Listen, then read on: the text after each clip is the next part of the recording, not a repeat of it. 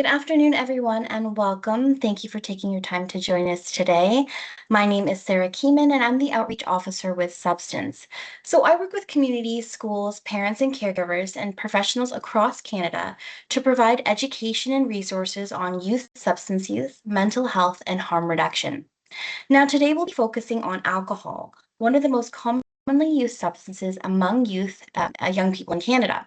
Now, over the next hour, we'll discuss what alcohol is, how it affects the body and brain, and the risks associated with youth alcohol use, common myths and misconceptions, and practical ways to support young people in making informed decisions. We'll also talk about how to have meaningful conversations about alcohol with teens and explore strategies that can help reduce harm. Now, as we go through the presentation, feel free to share your questions and comments or experiences in the chat. We'll be monitoring the chat throughout the session and we'll have a dedicated time for questions at the end. So let's get started.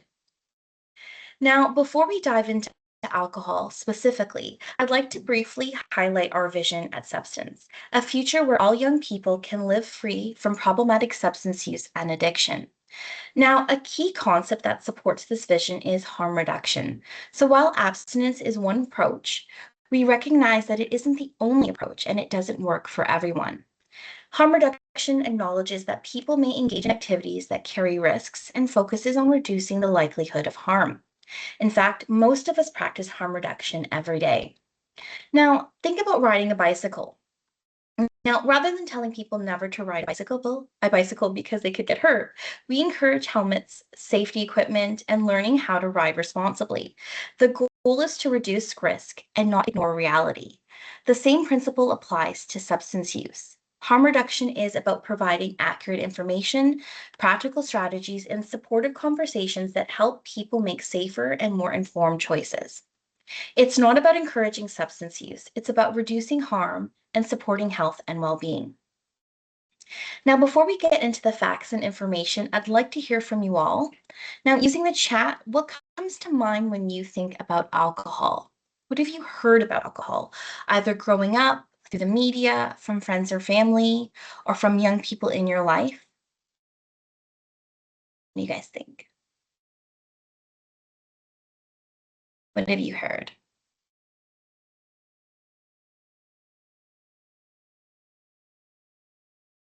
Maybe to frame this question a bit better, what happens when people drink alcohol? How do people typically feel when they drink? What are some of the potential health risks or associated with alcohol use? Now, there are no right or wrong answers here. We'll simply take stock of the knowledge, the experiences, and perceptions that people have and what they're bringing to the conversation today. Loss of inhibition, yes, exactly. Now, I'm seeing some great responses and comments in the chat. People are mentioning things like relaxation, impaired judgment, peer pressure, addiction, drinking and driving, hangovers, socializing, and impacts on mental health. These are all important pieces of the conversation. What's interesting is that alcohol can mean very different things to different people. For some, it's associated with celebration and social events, and for others, it may bring concerns about health and safety, family experiences, or addiction. That's one of the reasons alcohol can be such a complex topic to discuss with young people. Now, the good news is that we're going to explore all of these areas throughout today's presentation. And later in the webinar, we'll also work through a scenario from our Real Talks resource. So this activity will give you an opportunity to think about how you might approach a conversation about alcohol with a young person in your life and consider strategies that encourage open, supportive communication. So let's start by building a shared understanding of what alcohol actually is and how it works in our body. Now, before we talk about alcohol itself, I'd like you to think about the reasons why a young person might choose to use or not to use a substance in the first place. Using the chat, what do you think a young person are hoping to feel or achieve when they choose to use a substance like alcohol? Feel free to pop them in the chat.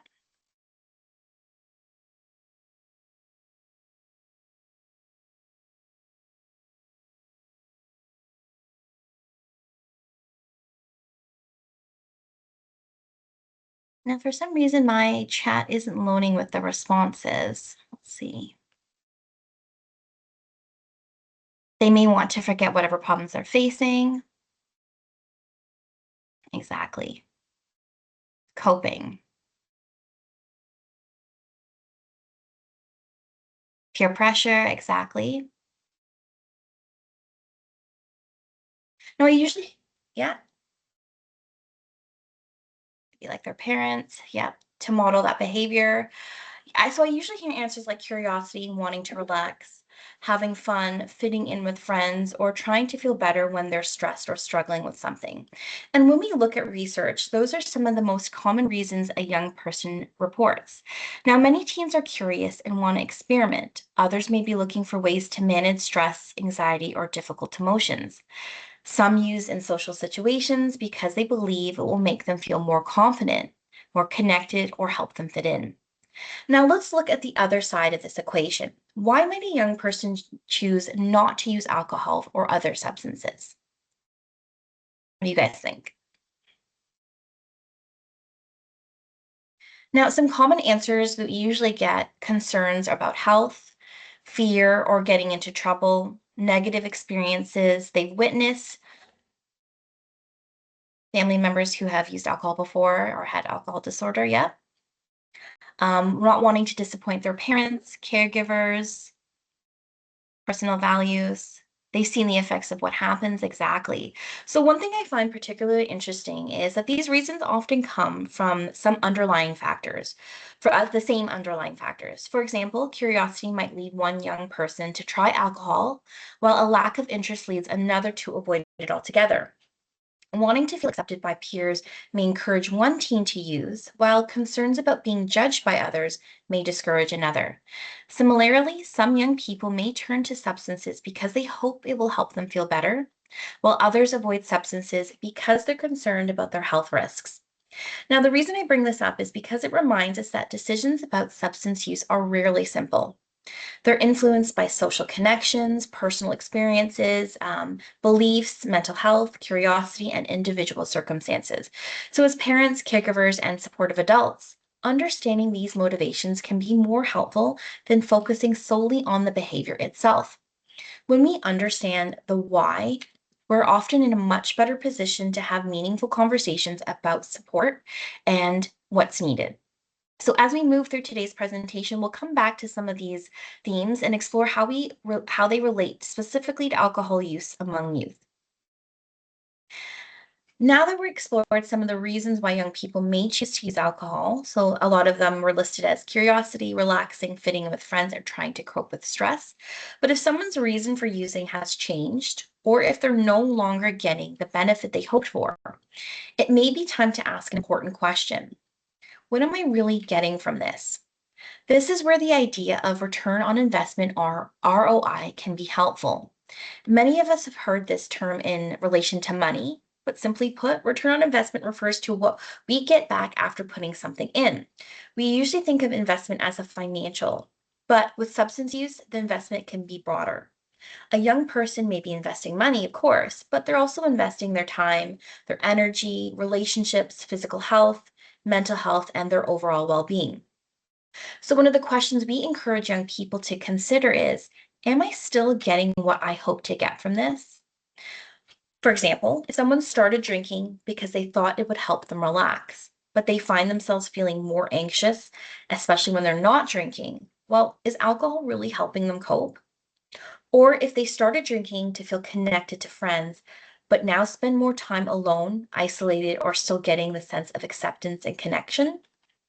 So, as parents and caregivers, this can be a useful way to approach the conversation.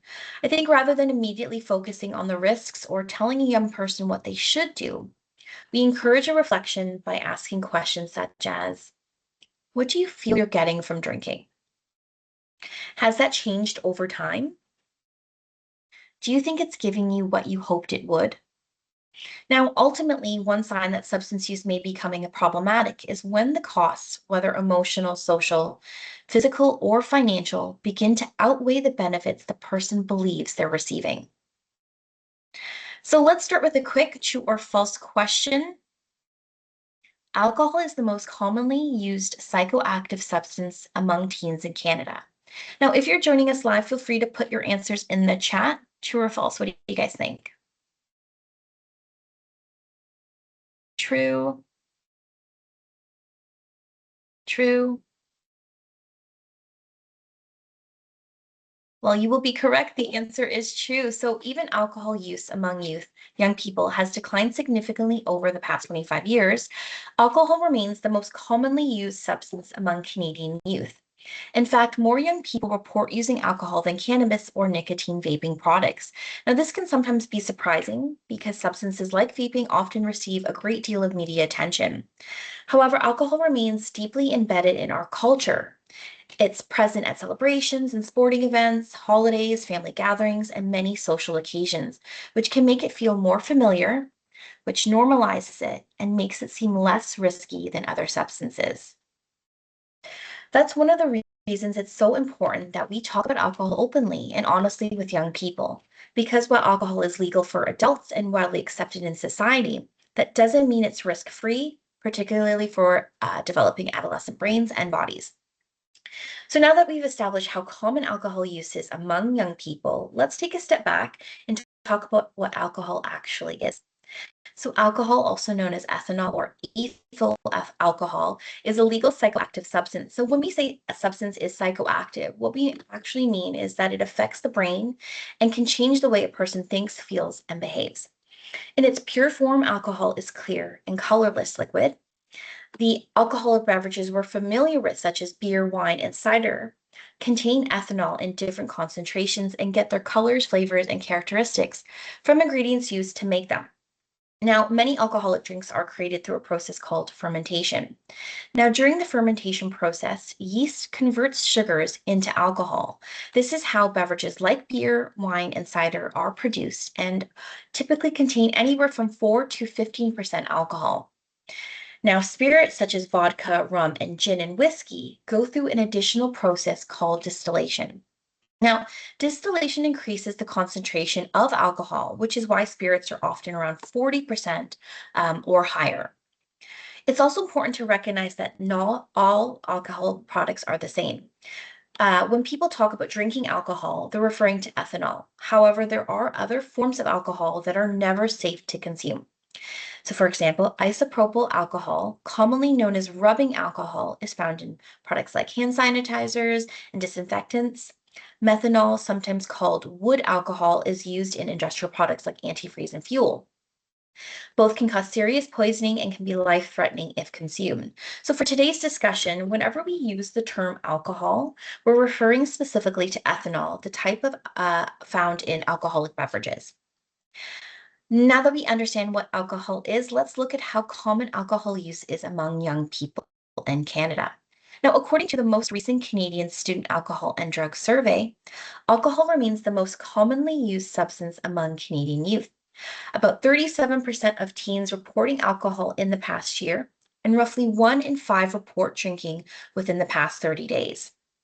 Now, one of the trends we consistently see is that alcohol use increases significantly with age. Now, while only a small percentage of young students report drinking, those rates rise steadily throughout high school. By grade 12, approximately two-thirds of students are reporting having consumed alcohol within the past year. Now, another important factor is accessibility. Alcohol is often perceived by youth as one of the easiest substances to obtain. In fact, most young people report drinking say they got their alcohol through social networks, from friends, siblings, family members, or other people they know. It is worth noting, though, that some young people report obtaining alcohol through retail sources, such as restaurants, sporting events, concerts, grocery stores, and convenience stores, despite age restrictions being in place.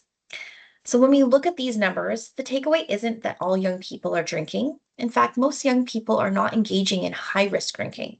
However, alcohol is common enough that parents and caregivers will likely encounter a conversation at some point in their life. One statistic I want to highlight, though, is that approximately 1 in 8 students report high-risk drinking. defined as consuming 5 or more drinks in a single occasion within the past month. So, as we move through today's presentation, we'll discuss why patterns like this can increase risk, what families can do to help reduce potential harms. So, let's try another quick true or false question. Alcohol is classified as a stimulant because of its effects on the body and nervous system. What do you guys think? Is alcohol a stimulant or a depressant?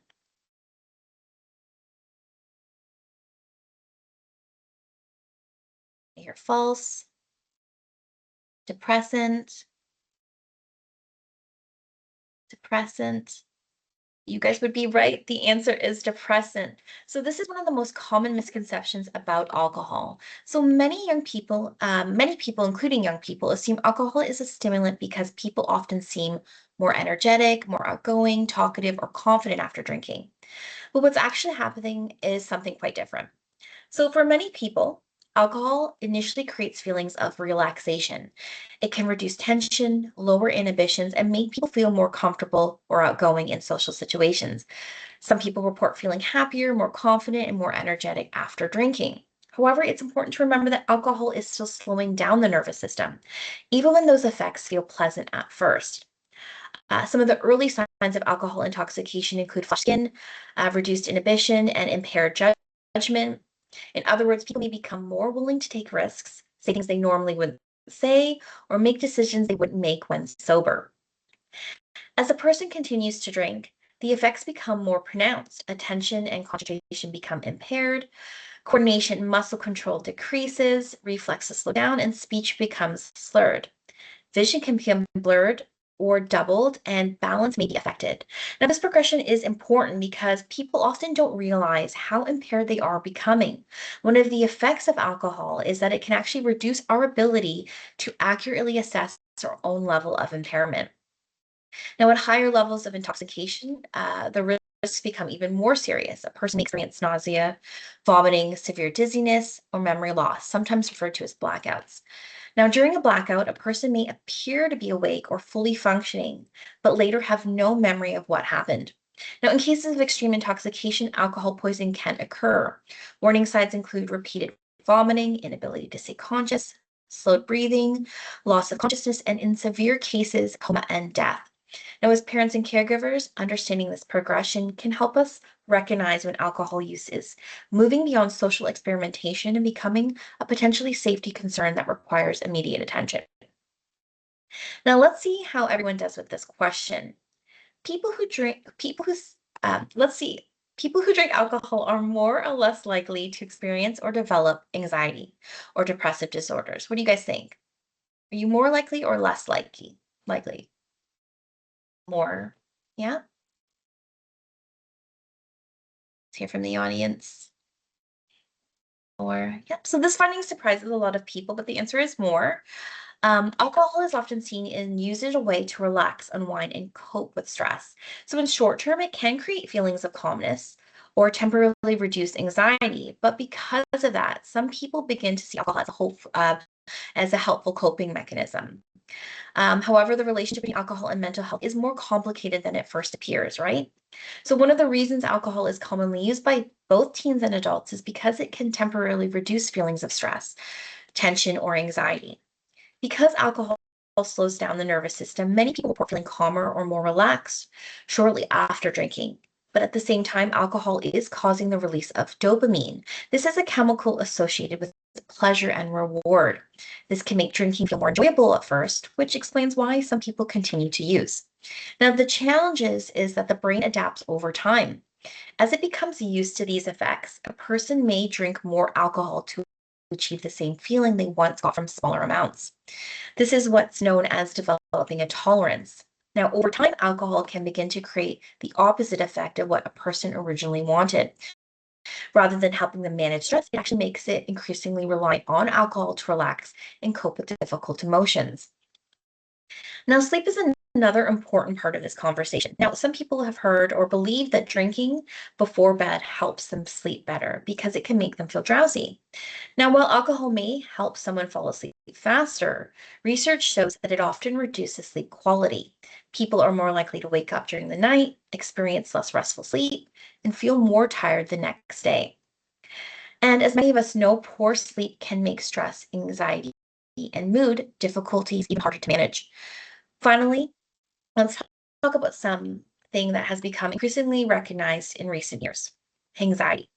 Now, anxiety refers to feelings of anxiety, worry, or unease that some people experience after drinking, particularly during the hangover. So, along with symptoms like fatigue, dehydration, headaches, and nausea, some people actually report feeling unusual anxiousness, irritability, or emotional overwhelm the next day. Now, for individuals who already struggle with anxiety, these effects can be even more pronounced. They may feel temporarily calm while drinking, only to experience heightened anxiety once the alcohol wears off. So, the key takeaway here is that while alcohol may seem to offer short term relief from stress, anxiety, or difficulty sleeping, it often makes the same issue worse over time. This is important to help young people develop healthy coping strategies that don't rely on alcohol to manage life's challenges. Now, as we discussed, alcohol impairs judgment, reduces inhibition, and affects a person's ability to think through the consequences of their actions. And because of this, alcohol can sometimes contribute to dangerous or unpredictable outcomes.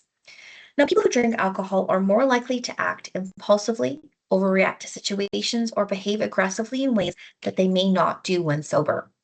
Now, in Canada, nearly 2 out of every 5 violent crimes reported to police involve an offender who was intoxicated by alcohol at the same time of the offense. It's not only violent behavior that is associated with heavy drinking as well. Alcohol is also a substance that most commonly associated with sexual violence and sexual assault. Now, research shows that 40% of women and 25% of men who experienced sexual assault reported that the incident was related to the perpetrator's alcohol or drug use. Now, studies examining post secondary campuses have also found even stronger relationship. McGill University reported that approximately 90% of the sexual assaults occurring on university campuses involved alcohol. Across Canada, just over half of sexual assault incidents in the general population are believed to be related to alcohol or drug use, with alcohol being the most commonly reported substance. Now, alcohol's role in sexual assault can occur in more than one way. Now, in some cases, the perpetrator may be intoxicated, resulting in impaired judgment, increased impulsivity, and a greater likelihood of violating consent.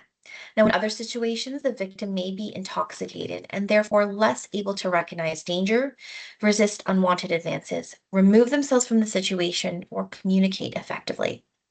It's important to emphasize that alcohol does not cause sexual assaults, nor does it excuse it. Responsibility always lies with the person who commits the assault. In Canada, claiming intoxication from alcohol is not an acceptable legal defense for sexual assault. So, for parents and caregivers, these findings highlight the importance of having conversations not only about alcohol itself, but about consent, healthy relationships, personal boundaries, and looking out for friends in social situations where alcohol may be present. So, let's take another look at a question. According to a Mental Health Commission of Canada, what proportion of deaths by suicide involve alcohol? What do you guys think? Is it 1 in 10, 1 in 8, 1 in 4, or 1 in 6? What do you guys think? Feel free to put it in the chat.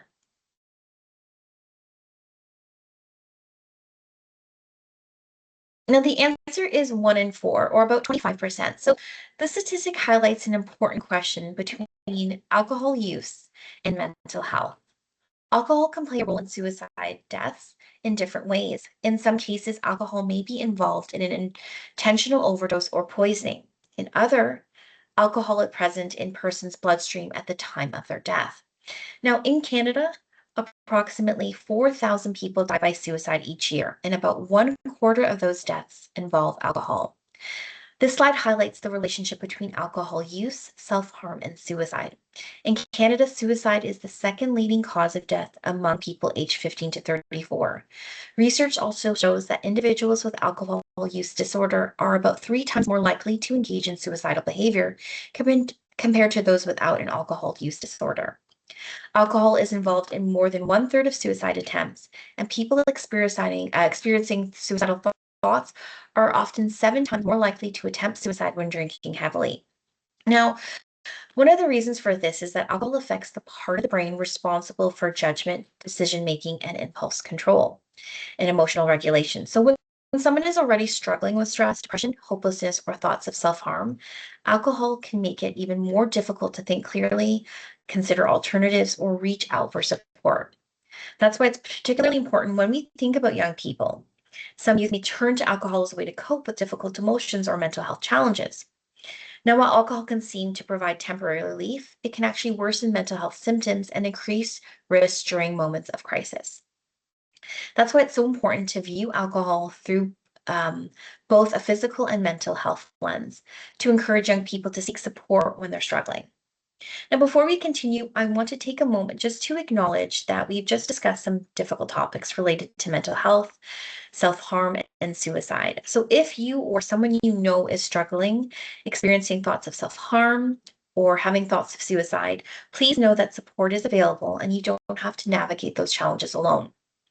In Canada, the Suicide Crisis Helpline is available 24 hours a day, 7 days a week by calling or texting 988. Trained responders are available to provide immediate support, listen without judgment, and help connect people with additional resources if needed. So, whether you're concerned about yourself or a family member, a friend, or a young person in your life, reaching out for help is important first step. Now let's shift our focus back to alcohol and continue exploring what its effects on health and their well-being. Now let's try another quick question. How many high school age youth do you think report mixing alcohol with other drugs? What do you guys think? Is it 1 in 10, 1 in 8, 1 in 6, or 1 in 4?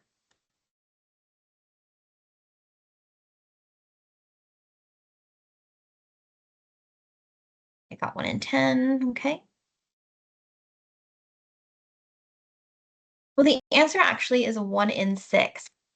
So, while alcohol is often discussed on its own, it's important to remember that some young people use alcohol alongside other substances.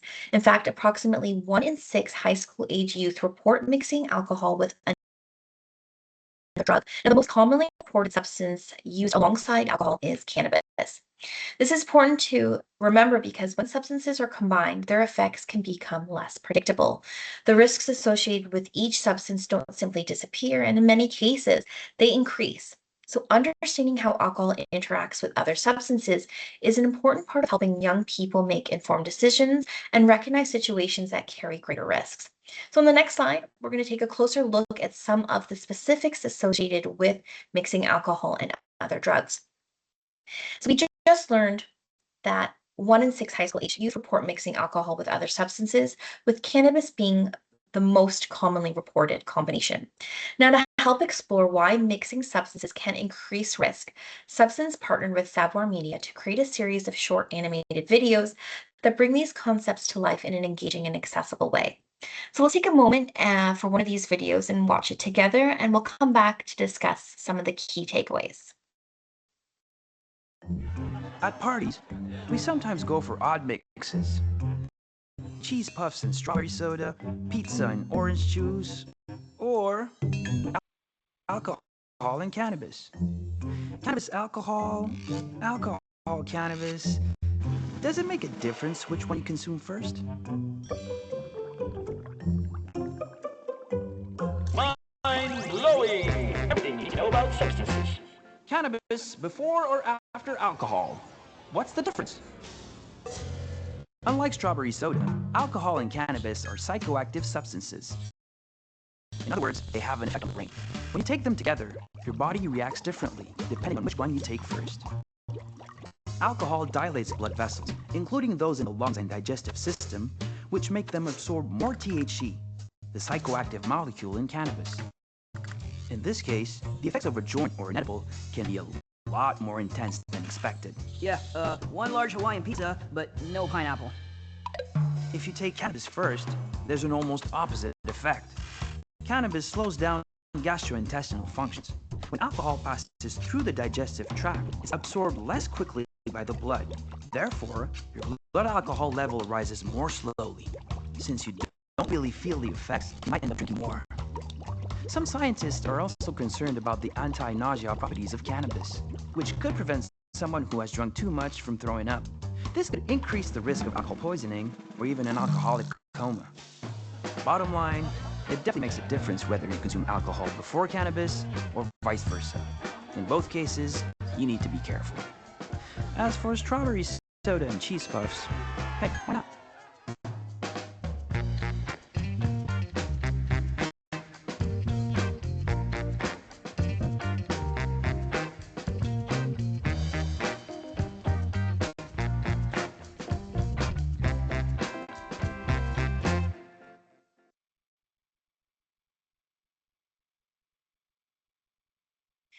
So now that we've actually touched on this previous video, but it's worth repeating, alcohol can make the effects of cannabis stronger, and cannabis can make it harder for someone to recognize how impaired they are. This can increase the risk of consuming more than intended and contribute to what is sometimes called greening out. Now, the second risk is dehydration. Both alcohol and cannabis can increase fluid loss from the body, which can lead to more severe headaches, fatigue, dizziness, and hangover symptoms once the effects wear off. And finally, mixing alcohol and cannabis increases the risk of hospitalization and other serious harms. Using both substances together can increase the chances of severity of alcohol poisoning, and if someone drives after using both, the risks of a fatal collision increases dramatically. Now, another concern is that cannabis can reduce feelings of nausea and vomiting, which may mask an important warning sign of alcohol poisoning. So the key takeaway here is that combining alcohol and cannabis can make the effects of both substances less predictable and significantly increase the risk of harm. Now, alcohol is also sometimes used alongside other substances, including stimulants, sedatives, and opioids. When alcohol is combined with other drugs, the risks can increase significantly. Now, one concern is that substances can mask each other's effects. For example, alcohol can be known to be used alongside stimulants such as cocaine or methamphetamine. Because stimulants and alcohol have very different effects on the body, a person may feel less impaired than they actually are. This can lead to consuming more of one or both substances, increasing the risk of poisoning, injury, and hospitalization or death. Alcohol is also sometimes used alongside other depressants, sedatives, or opioids. And because of these substances all slow down the body's functioning, combining them can actually weaken our breathing and lower our heart rate to dangerous or even life-threatening levels. Now, another risk is choking. Alcohol poisoning can cause vomiting, while an overdose involving opioid stimulants and sedatives can actually cause a person to lose consciousness. Now, if someone vomits while unconscious, they may be unable to clear their airways, increasing the risk of choking. Finally, alcohol can complicate overdose responses. So naloxone, also known as Narcan, can reverse the effects of an opioid overdose, but it does not reverse the effects of alcohol, sedatives, or stimulants. This means that a person may remain unresponsive or continue to experience life-threatening symptoms even after naloxone has been administered. The key takeaway here is that alcohol use alongside other substances can make effects less predictable and significantly increase the risk of serious harm. Now, so far we've talked about alcohol effects on the brain, mental health, judgment, and safety. But alcohol's impact doesn't stop there. So let's see how many of you know the answer to this next question. Alcohol use increases the risk of developing over how many short or long-term health conditions? What do you guys think? Is it 30, 85, 40, or 200? Take a guess, put your answers in the chat. So I got one for 85. I'm so sorry, guys, like my chat isn't loading well. It keeps on saying to it refresh. So if I'm getting interspersed messages, I'm so sorry for that if I'm not answering it. I hear 140. And the actual answer is actually more than 200. So alcohol is one of those few substances that humans consume that can affect almost every single organ in the body.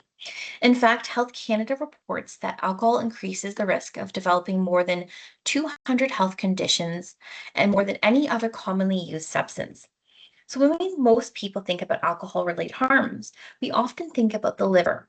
While the liver is certainly affected, alcohol's impact extends much further. Alcohol use has been linked to changes in the brain, health, including difficulties with learning and memory, as well as increased risk of conditions such as dementia and Alzheimer's disease later in life. It can affect the heart, the cardiovascular system, increasing the risk of high blood pressure, irregular heart rate, rhythms, and strokes. Alcohol can also impact lungs, pancreas, stomach, kidneys, bladder, skin, bones, and vision. And over time, alcohol use is associated with conditions such as pancreatitis, ulcers, kidney disease, dehydration, fractures, premature aging of the skin, and vision problems. Beyond these physical effects, alcohol use is also linked to vitamin deficiencies, malnutrition, gum disease, several types of cancer, obesity, fertility, sexual health concerns, and in some cases, seizures related to alcohol withdrawal. So, for those who are pregnant, alcohol use can also result in fetal alcohol spectrum disorder, or known as FASD, which can have lifelong impacts on a child's development. So, the key takeaway here is not that every person who drinks alcohol will experience these health conditions. Rather, it's that alcohol affects far more than one part of our body. The more frequently and heavily a person drinks, the greater the risk of experiencing alcohol related health harms over time. So while the previous slide focused on many parts of the body that alcohol can affect, it's also important to understand the broader impact alcohol has on health and safety. Now, in short-term heavy drinking is associated with a number of immediate risks, including impaired driving, blackouts, vomiting, and loss of consciousness. Now, these effects can leave a person vulnerable to injury, assault, or other serious harms. Now, in Canada, heavy drinking is reported by more than 6 million Canadians aged 12 and older, at least once per month. Over time, the risks continue to grow. According to the Canadian Centre on Substance Use and Addiction, alcohol is the leading risk factor of premature death and disability among Canadians aged 15 to 49. People who drink alcohol have a shorter life expectancy on average, and alcohol is a contributing factor in many preventable diseases and health conditions. Alcohol also places a significant burden on Canada's health system. In 2020 alone, alcohol-related harms cost the healthcare system an estimated $6.27 billion, nearly half of the total healthcare costs associated with all substances combined. Now, overall, for every $5 Canadian spent on substance use related harms, approximately $2 of those dollars is spent addressing the harms caused by alcohol alone. Alcohol is also a major factor in impaired driving, and according to MAD Canada, alcohol was involved in approximately 1/4 of all traffic fatalities in Canada in 2021. Because alcohol slows reaction time, impairs judgment, and affects coordination, it can significantly increase the risk of collision. Now, research shows that drivers with a blood alcohol concentration of 0.08 are approximately 4 times more likely to crash than a driver with a blood alcohol concentration level of 0. At 0.15, the risk increases to at least 12 times higher. The risk is even greater among young drivers, particularly young males. The key takeaway is that alcohol-related harms extend beyond the individual drinker. They affect families, communities, healthcare systems, and public safety, which is why understanding these risks is such an important part of prevention and education. Now, before we conclude this workshop, we would like to share with you one of our newest resources on our website, Real Talks. It's an e-learning module for parents. This resource presents hypothetical situations with which a parent may face a difficult conversation with their teens about various substances. Now, today, Steve, my colleague and program developer here at Substance, will review one of the Real Talk scenarios with you. Take it away, Steve. Well, thank you so much, Sarah. It's a pleasure to see all of you today. I've been enjoying the presentation. I certainly hope you have been as well. For this section of the presentation, what we're going to be doing is checking out one of the newest resources available here at Substance, as Sarah mentioned, our Real Talks resource. Now, we understand that conversations about substance use aren't always fun, and they're not always going to be easy. Therefore, we developed these series of interactive e-learning modules to help you as guardians, care providers, parents, and trusted adults really continue and build on your conversations with young people. The modules that you see on our website at talksubstance.org include 8 interactive modules based on real life situations, ranging from conversations about cannabis to alcohol to vaping to other substances. They have short, engaging lessons and practical conversation strategies. And we're going to check one of them out here in just a moment. So when you actually visit the Real Talks website, what you'll find is when you scroll down to the bottom of the page, you'll actually see there's an opportunity for you to actually explore the modules. You can click on this. It'll ask you for an email address just so that it can help you keep track of your own progress. And once you log in, you will see our Real Talks landing page. It looks basically like this. You've got a welcome course, talks about the modules. But today, what we're going to focus on is specifically module number 2, which is about peer pressure at a party. Your teen admits that alcohol was at a party. We're going to walk through this together. I'm going to show you the scenario, and you're going to present to me which of the options that you see would be how you could respond in a given situation. Now, it's a late afternoon on a Sunday. Dishwasher's humming, and your 14-year-old has just gotten home from a weekend sleepover. You're trying to figure out what's for dinner when they sit down next to you. They hesitate for a moment, then quietly say, "Something weird happened this weekend. Last night turned into a party with more people showing up. They brought beers and a bottle of vodka, and everybody started playing beer pong, and they tried to get me to play a chug game, and I didn't know what to do, so I had one shot. Everybody was partying really hard, and it was pretty hard to say no." Now, you freeze a little. You hadn't even known they were going to a party. A dozen thoughts race through your head. You're relieved they didn't binge drink, but you're alarmed this is happening. You're glad they told you, but you're scared of what might happen next time. Now you try to focus. This is an opening for conversation. They're telling you something important, so what do you say? Well, you want to be supportive, but you also want to be firm. You want to show them that they did the right thing, but not gloss over how serious this could have been. And in the back of your mind, you wonder, would I have made the same choice? Would I have even told my parents? So how do you respond in a way that keeps the conversation going? So here we have 4 responses that a parent could say, and I'd like us as an audience to determine which one we would like to go with. We could say, A, "I thought there was just going to be a couple besties at that sleepover. What do you mean there was a party? I never would have let you go if I knew there was going to be alcohol."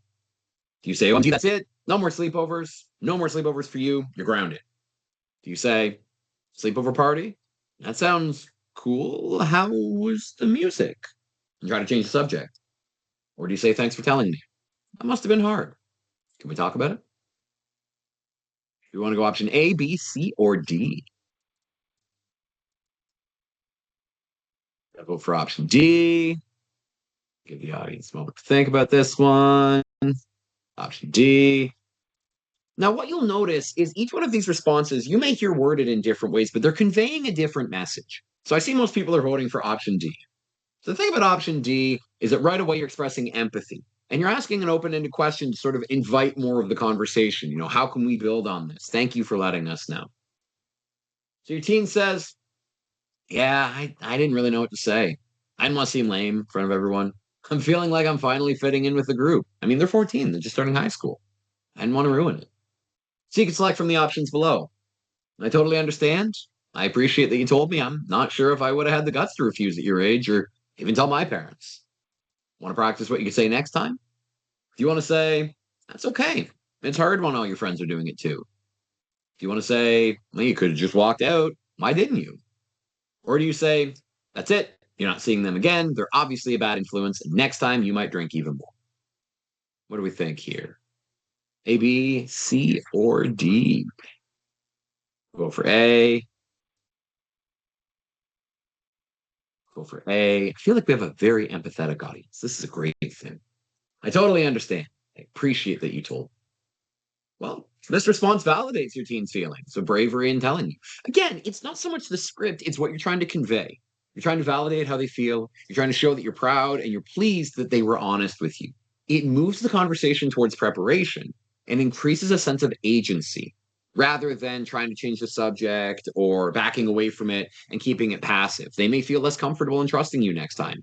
So you've asserted, "This is great, they've told me. Thank you for letting me know." You're not conveying an emotionally overwhelmed response. You're saying, "Hey, let's talk about this and see what we can maybe do for next time if you find yourself in this situation." You know, they say, "I felt out of place. I kind of froze. I didn't really know what to say." So you say, "Hey, how about we work on some things that can help you say no?" An interesting fact in our own tracking survey here at Substance, we've actually found that over half of teens that talk about substance use say they wish they had better strategies on how to refuse if they don't wish to use. So what might be one of the responses we could give? Let's say I'm the guy who offers you vodka. Let's work on ways on how you can save face. Do you say, "No, I'm good. Got to be up early tomorrow for soccer"? Do you say, "No, my parents will be up when I get home, and I get so much trouble for coming home drunk"? Do you just text the parent? Could be a code word, simple text, come get you, no questions asked.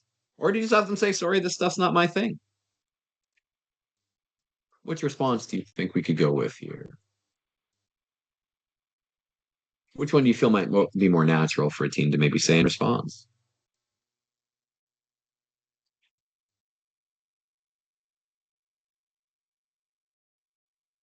Option B. Okay. Okay, absolutely. So if we say option B, it shifts the decision from a personal refusal to a safer social constraint. And it's a good fallback if they don't feel safely ready yet to like assertively decline. They said they were just learning to fit in, so there's still a little bit of time before they feel fully assertive. So they get to kind of use you as a little bit of an excuse or a little bit of a pressure release valve. Really, any of these answers could be helpful. Option A is a socially acceptable excuse. You're not shaming anyone for using. Option C has no judgment. It authorizes parents or it emphasizes parent support. And offer D, no boundary, no shame, or clears boundary, no shame, and it's non-argumentative. It's not really into it. No thanks. And the thing about these scenarios is that they all offer an opportunity, and you'll see this with many of the others, for parents to really see how can I respond emotionally, what sort of responses, what kind of practices can I use, and each one even provides a little brief wrap up conversation tips video at the end of the video, at the end of the scenario.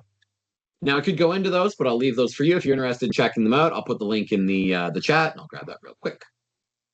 And as I do that, I will turn the mic back over to you, Sarah. Thank you so much, Steve, for running through the real text for me. So we've spent a lot of time today talking about the risks associated with alcohol. A question that often comes up at this point is, what does substance use become a problem? I'd be curious to hear from your thoughts. Feel free to share your answers in the chat. When do you guys think substance use becomes a problem?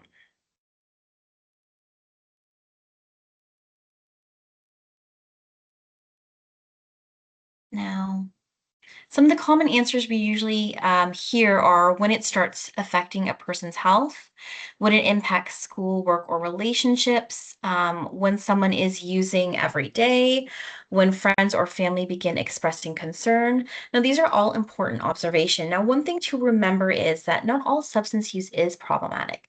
Many people who use substances never develop a substance use disorder. However, substance use can become harmful for anyone, regardless of their age, background, or whether they recognize there is a problem.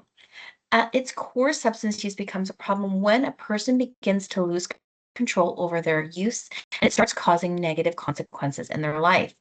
Those consequences might affect their physical health, mental health, relationships, and school performance, their work, finances, or overall well-being. Now, over the next few slides, we'll look at some of the warning signs that substance use may be becoming problematic, as well as practical strategies that can help reduce risk and where people can go for support if they or someone they know is struggling. Now, one of the most important things to understand is that substance use is not just simply healthy or unhealthy. Instead, it exists on a spectrum. Now, this model developed by the Canadian Centre on Substance Use and Addiction illustrates the different ways people may interact with substances throughout their lives.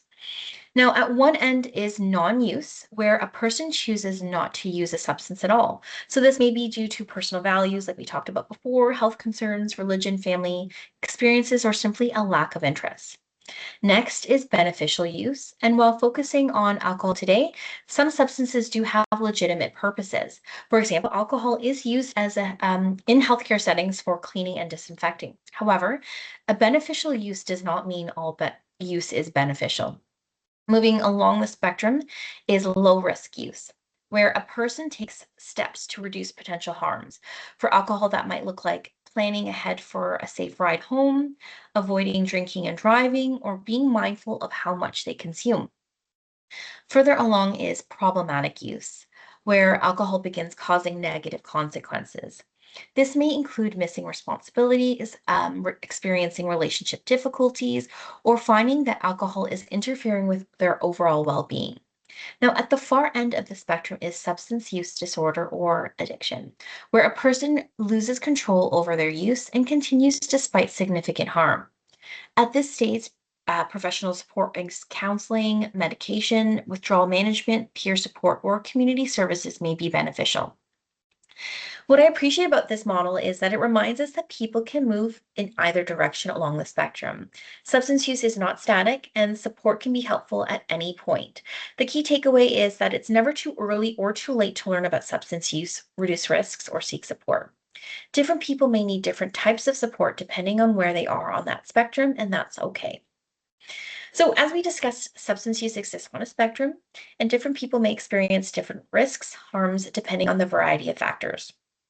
Those factors can include a person's age, how often they use, their physical and mental health, their financial situation, and the supports available around them. Here are more common physical signs that substance use may be becoming harmful or problematic. Now, one sign is tolerance, where a person needs to use more of a substance than they used to in order to achieve the same effect. Another is cravings or withdrawal. So a person may find themselves thinking about the substance frequently, finding a strong urge to use, or experiencing unpleasant symptoms when they stop or cut back. Maybe also seeing worsening health conditions. So this could include changes in physical health, mental health, sleep, mood, or overall well-being that become more noticeable over time. And finally, there is a risk of overconsumption or overdose, where a person uses more than a substance their body can handle safely, resulting in serious medical consequences. Now, here are some of the behavioral signs that may indicate a person experiencing difficulties related to substance use. One sign can be isolation, avoidance, or lying. A person may begin withdrawing from family or friends, hobbies, or activities that they once enjoyed, or become secretive about their substance use. Another possible sign is financial difficulties or debt.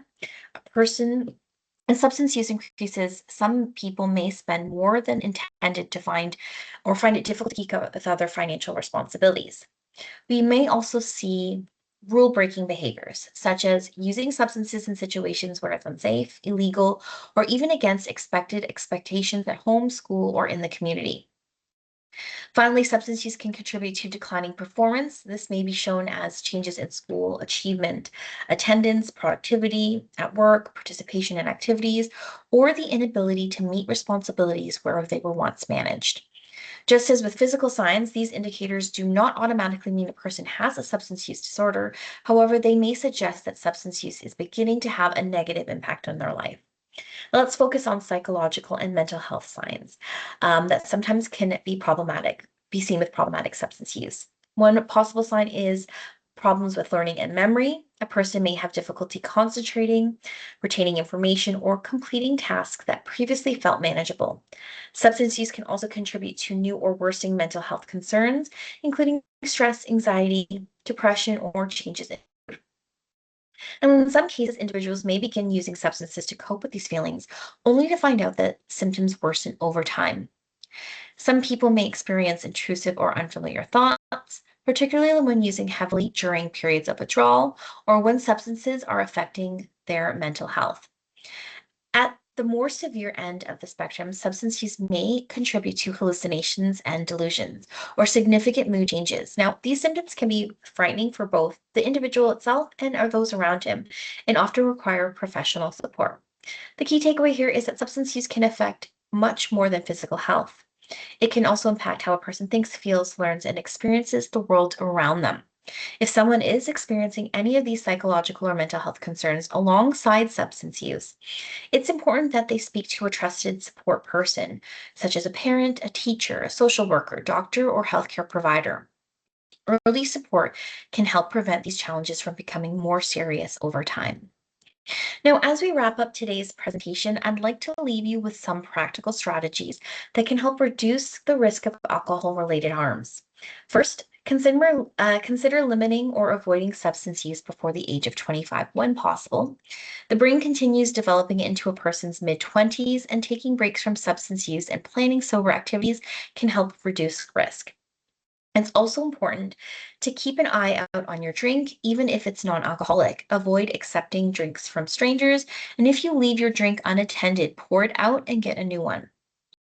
Avoid using alcohol alongside medications or other substances, as combining substances can increase impairment and make the effects less predictable.